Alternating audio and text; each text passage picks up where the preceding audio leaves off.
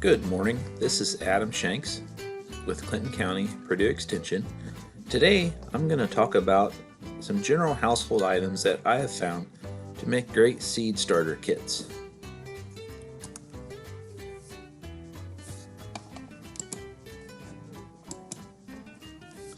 So why start with seedlings? Well, growing your own seedlings has many rewards. First of all, there's the economical side. It costs much less to buy a packet of seeds and start your own plants versus buying already potted or started seedlings. So your startup costs for growing your garden will be much less. It's a fun activity, so your family can get together and fill cups with soil and plant seeds and watch them grow over time. It can be very educational and rewarding, and your creativity is only limited by your imagination. So you can have a lot of fun with this and be a very fun family activity. It's very rewarding, so you can have a great sense of pride when you see your seedlings germinating and coming up, and then you get to transplant them into your garden and eventually have a harvest of the fruit that you have sown and planted. Starting seedlings doesn't have to be expensive. So farm store starter kits are great. They include things like heating mats, grow lights, tiny little greenhouses that you can buy and put in your house to start your seedlings. They're great starter kits, but there's a cost to those.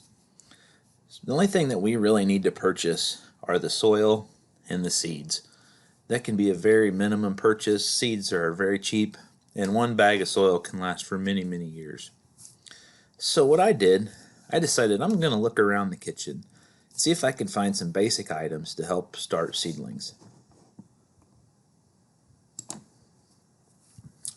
I went to the kitchen and I found a few basic things.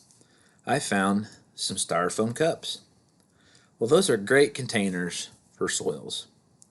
I found some Ziploc bags. Well, you turn those over and those make a nice greenhouse cover. I found some plastic knives. Well, there's our structure for our greenhouse cover. And then I found a baking pan. Well, that's just great to set everything in and hold our water for the plant to take up. Alright, so we put all this together. We poke some holes in the bottom of our small styrofoam cups, about the size of a pencil lead. Not too big, just the right size to allow water to infiltrate. Then you fill your cup with soil. Then I place the knives on opposite sides of the cup, blade side down. Place a couple seeds in each cup. Then I poured some water in. Then I opened up the Ziploc baggies, turned them over, and placed them upside down on the support knives to create a small structure. I arranged them on a cookie sheet and filled it about a third full of water.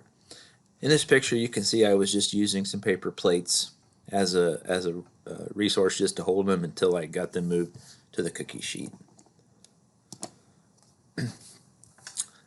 Now let's see what happens. So you place your tray in a warm location that gets plenty of sunlight. Keep water in your cookie tray and monitor the activity. This again can be a great activity for your family. Your kids will love to see what happens from day to day. So day 2, we can start to see some moisture building up on the inside of our little greenhouse. That's great. That means that it's warm in there and it's condensating, and we're going to start to see some activity. So finally, day 7, you can start to see some small germinating tomato plants. It's still nice and warm and moist in there, and they're getting plenty of sunlight. 10 days later, we have got full growth of tomato seedlings. They are kind of what we call leggy, but that's because they are reaching for the sunlight coming in a window. That won't be a problem when we transplant them.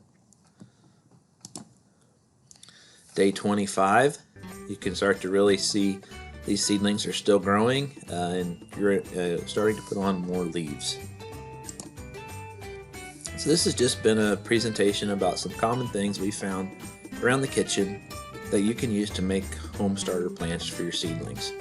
Nothing elaborate, nothing expensive, but it has made a great little greenhouse to trap moisture and heat inside to make a nice microenvironment for our seedlings to grow. My name's Adam Shanks. Please call me or email me if you have any questions or if there's anything I can help you with. Thank you.